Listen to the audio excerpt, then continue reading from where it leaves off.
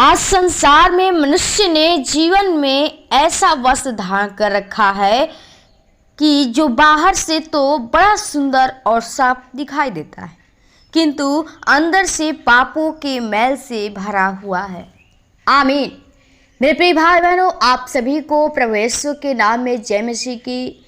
प्रियो, आइए हम प्रभु को फिर से इस सुंदर दिन में सुबह के बेले में प्रभु को धन्यवादित करेंगे और प्रभु से प्रार्थना करेंगे कि जो हम पहले कार्य करते थे और आज प्रभु के जब हम सामने आए हैं तो इस पुराने मनुष्यत्व को जो हम पहले करते थे उसको ख़त्म करके एक नया जीवन जिए। परमेश्वर आपको एक नया जीवन देना चाहता है। प्रियो, आइए हम प्रभु से प्रार्थना करें ताकि आपका जीवन उस संसार से अलग हो सके। आप जो संसार में फंसे हुए हैं और शैतान अब आपको भरमा के रखा है। प्रियो, आइए हम प्रभु से प्रार्थना करें ताकि हर एक मनुष्य प्रभु की ओर निगाहें करे, प्रभु को जान ले और प्रभु के नए वस्त्र को पहन ले, एक नया जीवन प्राप्त कर ले। तो आइए हम प्रभु के चरणों में चलते हैं और एक वचन से सीखेंगे, पढ़ेंगे।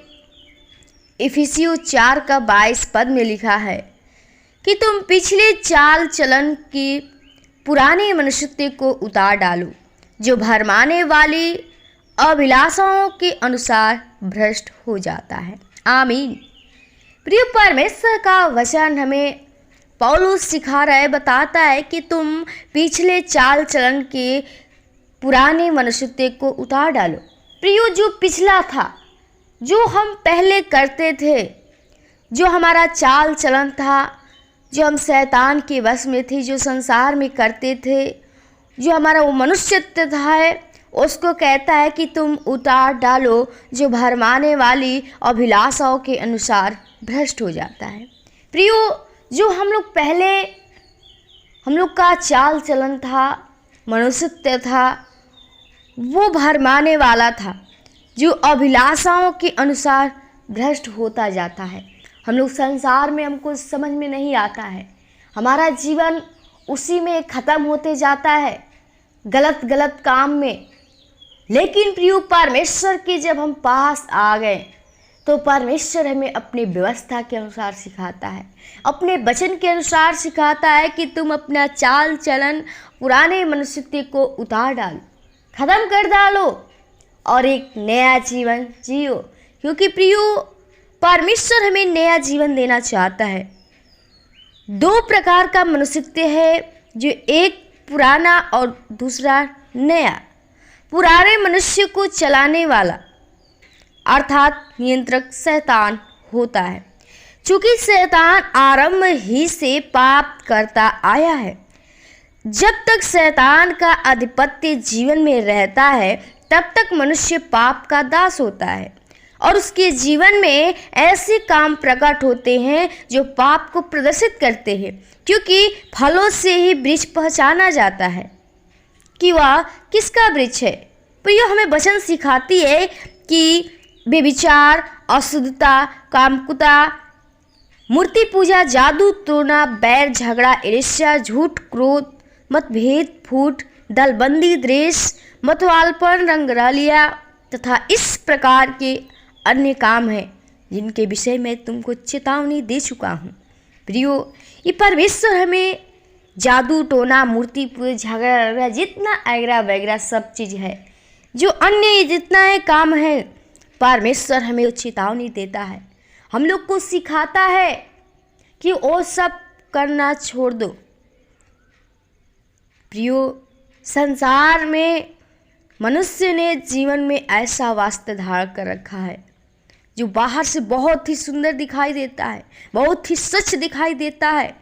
क्योंकि जब आप उनके अंदर देखेंगे तो उनके अंदर जीवन में बहुत ही ऐसा पाप, ऐसा मैल भरा हुआ है कि जो बुराई करते, चतुराई करते, अनाज्ञाकारिता है, ईर्ष्या, जलन, कपट, क्रोध, बैर, हर एक चीज़ जो चुगलखोरी, लालच, स्वार्थ, निंदा, घमंड आदि कारण उसके जीवन को धूल की तरह घून की तरह नाश कर रहा है, जो घून धीरे धीरे अंदर ही अंदर खत्म कर डालता है। ये सारे कार्य पापमय पुराने वस्त्र, पुराने मनुष्यत्व के मैले वस्त्र की तरह है, जो मनुष्य धारण किए हैं। जब जीवन में पवित्र आत्मा का कार्य होता है तो वह जीवन को पश्चाताप से भर जाता है। प्रियो, हमारा जो पहले वस्त्र था, परमेश्वर चाहते हैं कि आप उसको हटा दीजिए, उसको ख़त्म कर दीजिए और एक पवित्र आत्मा का जो वस्त्र है, पवित्र वस्त्र है, परमेश्वर को पहन लीजिए। अपने पापों को जो पहले करते थे उसको परमेश्वर के सामने मान लीजिए, प्रभु से पश्चाताप कर लीजिए, अपने पापों को अंगीकार कर लीजिए। तब पापी स्वभाव रूपी मैला वस्त्र प्रभु यीशु को अर्पित करना चाहिए। पापों को मानकर प्रभु से कहिए, प्रभु मैं पापी हूँ, हमारा जीवन, हमारा वस्त्र मैला हो चुका है। प्रियो, परमेश्वर हमें जीवन देता है, कहता है कि प्रभु यीशु को धारण कर लो, शारीरिक वासनाओं को तृप्ति से मन न लगाओ। प्रियो, परमेश्वर को धारण कर लीजिए। जो आप संसार में मूर्ति पूजा करते थे, अलग अलग देवी देवता को खूब पूजा करते थे, लेकिन प्रियो, हमारा पिता सच्चा सिर्फ यीशु मसीह है। जब आप उसको अपना लिए तो आप ऐसा करिए कि प्रभु आपके जीवन एक नया जीवन करना चाहता है। आप परमेश्वर पे भरोसा करिए, विश्वास करिए, अपने जीवन के लिए प्रार्थना कीजिए कि हे प्रभु यीशु, मैं अपना जीवन आपको सौंपता हूँ, आप मुझे लहू से शुद्ध कीजिए। जब यीशु आपको शुद्ध कर देंगे तो आपका जीवन संसार के लोगों के सामने एक नए से प्रस्तुत होगा, जिसको देखकर स्वर्गीय पिता की महिमा होगी। प्रियो, जब आप उसको ख़त्म करके प्रभु से प्रार्थना करेंगे, प्रभु हमारे पापों को ख़त्म करके अपने लहू से हमें शुद्ध कीजिए, प्रभु आपको शुद्ध करेंगे और आपका जीवन संसार में एक नया जीवन होगा। लोग देखेंगे और कहेंगे कि सच में ये परमेश्वर के बेटे बेटियां हैं, ये स्वर्गीय पिता की महिमा होगी, लोग प्रभु की बड़ाई करेंगे। प्रियो, परमेश्वर ही है जो हमें जीवन को देता है, बदलता है। आप परमेश्वर से सीखिए, परमेश्वर के वचनों को अपने हृदय में रखिए। परमेश्वर चाहते हैं कि आप प्रभु के सामने अपने पापों को पश्चाताप कर लीजिए। प्रभु आपके जीवन को बचाना चाहते हैं। एक बहन थी जो अपने पड़ोस में गाली देने में प्रसिद्ध थी। लोग उससे बोलना पसंद नहीं करते थे। एक बार बहुत बीमार पड़ गई। जब डॉक्टरों ने उसका निरीक्षण किया तो पता चला कि उसके आंतों में कैंसर हो गया है। उसका कैंसर ऑपरेशन से निकाला गया और उसके बाद उसको कीमोथेरेपी लगाई गई, जिसके कारण उसके सिर के बाल झड़ गए, वो गंजी हो गई। उसे हर समय रोना आता था। अस्पताल में उसकी बिस्तरे के पास दूसरी महिला ने उसे बताया, आप मत दुखी होइए, आपके सारे दुखों और रोगों को जो तो जीवित परमेश्वर के प्रभु यीशु ने अपने ऊपर उठा लिया है। अब वो आपको एक नया जीवन प्रदान करने वाला है। आप सिर्फ अपना पुराना पापी जीवन विश्वास उसके हाथों में अर्पित कर दीजिए। उसके सुनते ही आंसू बहाते हुए प्रार्थना करके कहा, हे प्रभु यीशु, मैं अपना पापी पुराना गाली देने वाला जीवन आपको सौंप देती हूँ। हालेलुया। ऐसी प्रार्थना के बाद आपका उसका दुख आनंद में बदल गया। उसका गंजापन जाता रहा, नए और सुंदर घुघराले बाल उग गए। अब उसका जुबान ने गाली के बदले प्रभु यीशु की स्तुति के बोल आने लगे थे और उसे पूरी चंगाई मिल गई। आमीन। प्रियो, जो स्त्री थी बहुत ही गाली देने वाले थे, लेकिन प्रभु उसको ऐसा किया कि जब बीमार पड़ गई, बहुत ही दुखी हो गई, परेशान हो गई तो रो रही थी, लेकिन उसके बगल में जो स्त्री थी प्रभु पे विश्वास करने वाली थी, वो प्रभु से कही कि हे बहन, मत रोइए, अपने पापों को मान लीजिए विश्वास के द्वारा।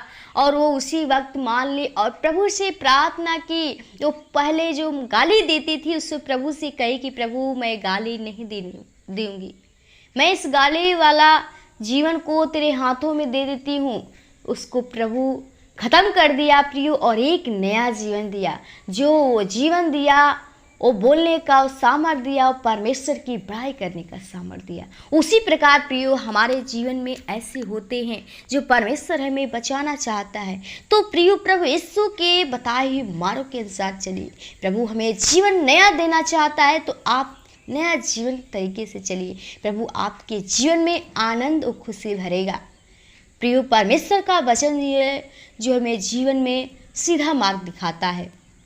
प्रभु आपको इस वचन के द्वारा आशीष दे। आइए हम आपके लिए प्रार्थना करें ताकि आपका जो जीवन वो पहले था, संसार में हम जैसे काम करते थे उसको भूलकर एक नया जीवन एक प्रभु यीशु मसीह को पहन लीजिए।